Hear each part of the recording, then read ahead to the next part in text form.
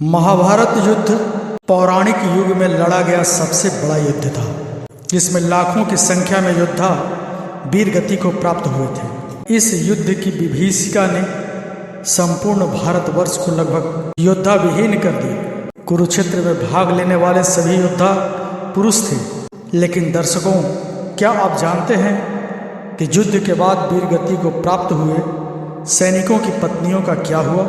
आइए जानते हैं क्या हुआ था महाभारत युद्ध के बाद विधवाओं का। इस कथा का वर्णन महाभारत ग्रंथ के आश्रमवासी पर्व के 33वें अध्याय में पढ़ने को मिलता है। कथा के अनुसार महाभारत युद्ध के पश्चात पांडुपुत्र युधिष्ठिर का हस्तिनापुर के नरेश के रूप में राज्याभिषेक हुआ। उसके पश्चात पांचों पांडव राजकाज के साथ साथ अपने ज्येष्ठ पिता धृतराष्ट्र, बड़ी माँ गांधारी और माता कुंती की दिन रात सेवा करते थे। पांडवों की सेवा से धृतराष्ट्र और गांधारी धीरे धीरे अपने पुत्रों के शोक से बाहर आ गए। इसी तरह 15 वर्ष का समय बीत गया। तब एक दिन धृतराष्ट्र ने युधिष्ठिर से कहा, हे युधिष्ठिर, अब हम अपना बचा हुआ जीवन वन में बिताना चाहते हैं, इसलिए हमें जाने की आज्ञा दो। अपने ज्येष्ठ पिता की बातों को सुनकर युधिष्ठिर दुखी हो गए, परंतु विदुर के समझाने पर उन्हें धृतराष्ट्र सहित गांधारी, माता कुंती और विदुर को वन में जाने की आज्ञा दे दी। उसके अगले दिन धृतराष्ट्र, गांधारी, कुंती, विदुर और संजय सन्यासी का रूप धारण कर वन को प्रस्थान कर गए। उसके पश्चात पांचों पांडव अब हर समय अपने प्रजा की सेवा में लगे रहते। पांडवों की सेवा से हस्तिनापुर की प्रजा तो खुशहाल थी, लेकिन युद्ध में विधवा हुई स्त्रियों के शोक में अक्सर रोया करती थी, पर इसका आभास अपने राजा को न होने देती थी। कुछ समय पश्चात एक दिन पांडवों में सबसे छोटे सहदेव को माता कुंती से मिलने की इच्छा हुई। सहदेव ने अपनी इच्छा शेष चारों पांडवों से जाकर कहा। सहदेव की बातें सुनकर शेष तीनों पांडव भीम, अर्जुन, नकुल और उनकी पत्नियों के मन में भी माता कुंती से मिलने की इच्छा जागृत हुई। यह देख हस्तिनापुर नरेश युधिष्ठिर ने वन जाने के लिए आवश्यक तैयारियां करने का आदेश दे दिया। अगले दिन पांचों पांडव द्रौपदी के साथ वन की ओर चल पड़े। यह देख हस्तिनापुर के निवासी उनके साथ चल पड़े।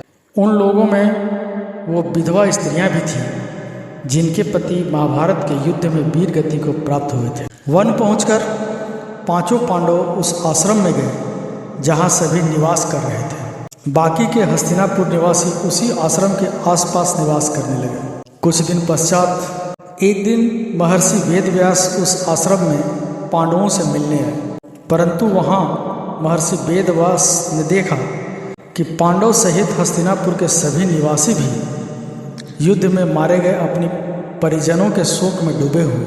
यह देख महर्षि वेदव्यास ने सभी से कहा कि आप लोग युद्ध में वीर गति को प्राप्त हुए अपने परिजनों पर मत रोइए। वे सभी स्वर्ग या फिर दूसरे लोकों में सुखपूर्वक निवास कर रहे हैं। वे सभी अपने अपने लोकों में अति प्रसन्न हैं। परंतु महर्षि वेदव्यास के इन कथनों से भी उन लोगों का शोक दूर नहीं हुआ।